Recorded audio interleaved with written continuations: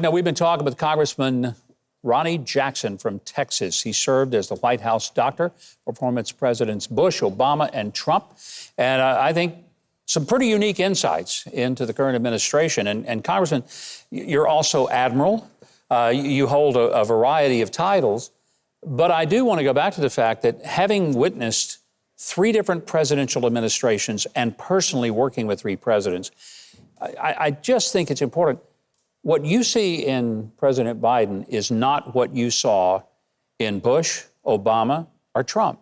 I think it's rogue in the White House right now. I think that a lot of the Obama folks came back into the White House right after he was in there. I think they saw that as an opportunity, and now I think they're all just independently making decisions, funneling it, through the Oval Office, and that's why our economy is a disaster right now. That's why gas prices are the way they are. That's why our southern border is the way it is. That's why there's crime in our big cities. That's why we have no respect overseas right now, and we have this national security issue that we deal with all the time.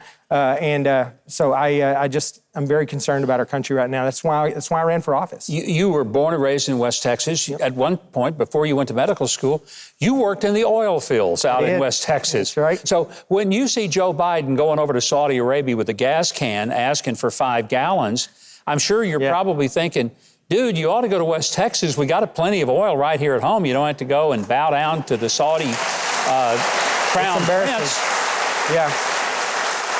Yeah, no, it's that's embarrassing. That really is embarrassing. And I just don't understand this administration a lot of the times because so much of what they do doesn't seem to be in anyone's best interest, not their best interest either, not the best interest of their families. So but I think that they're being driven by the far left for whatever reason.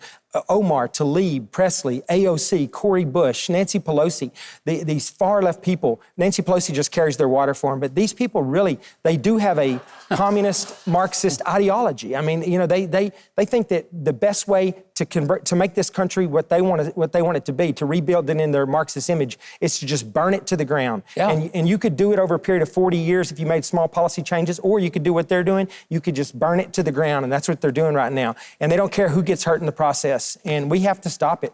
And we've been working hard in the minority because we don't have the House, we don't have the Senate, we don't have the White House. But we've been working extremely hard. And the one thing that we've done that's made a difference is to come on TV, to get on the radio, to do those things, to point out some of the stuff that's going on and put pressure on some of the moderate Democrats like Joe Manchin from his constituents and stop some of this. That's really all we've got at our disposal right now. But in January, we're going to take the House back, and we will have the House of Representatives in January. I sure hope so. One of the things that I think makes your book pretty significant, called Holding the Line, I mean, you have an amazing life story. I mentioned the fact you started out in the oil fields of West Texas, you went to Texas A&M, but I mean, to go your trajectory, White House physician, now member of Congress, there just aren't many people that have created a resume like you have.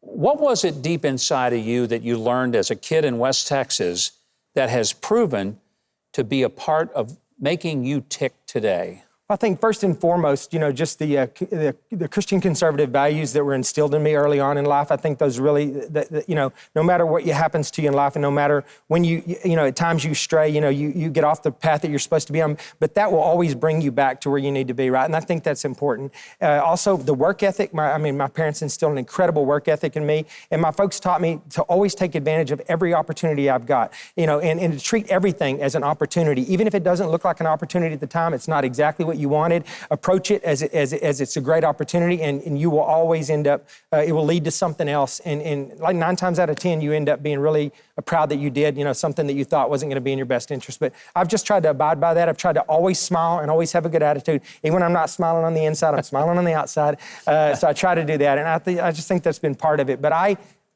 never planned on going to politics, ever. I mean, I was in the Navy for 25 years. I was with the Naval Special Forces in warfare. I was with the Marine Corps in Iraq. Then I ended up at the White House. I was going to retire at the end of the Obama administration. They talked me into coming back to Trump. I was going to retire after that. But I got so disgusted with what was going on in this country. And for the first time, it sounds cliche, but I was honestly worried about the future of my kids and my grandkids. And I thought to myself, and I had a lot of job opportunities, making a lot more money than I was making on active duty. But I said, you know what? There's time for that later. I got to get in the fight and do something about what's going on, not talk about it, not complain about it, but do something about it, and that's why I ran for office. And I'm glad you did, and we all are. We are a better country because you decided to give yourself to public service. Well, the book is called Holding the Line, and you can visit Huckabee.tv. We have links directly to the book so that you can learn how to get a copy. I hope you do. It's a great story. Congressman Ronny Jackson is telling his story. It's a great American story. And I want to throw a personal word. Of all the people that my daughter worked with at the White House, there was just no one she adored more and had more confidence in than this guy right here, Congressman Ronny Jackson. She knows him to be the real deal.